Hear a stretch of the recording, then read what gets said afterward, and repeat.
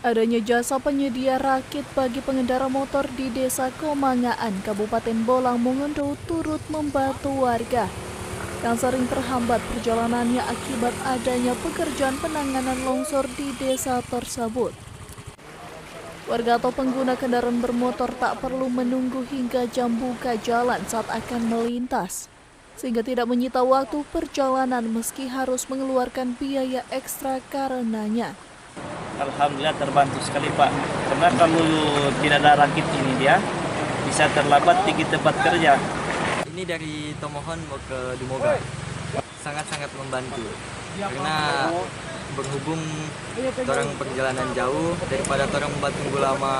Demikian warga berharap pekerjaan penanganan longsor di Desa Komangaan bisa berjalan tepat waktu agar perjalanan bisa kembali lancar tanpa perlu mengeluarkan biaya ekstra.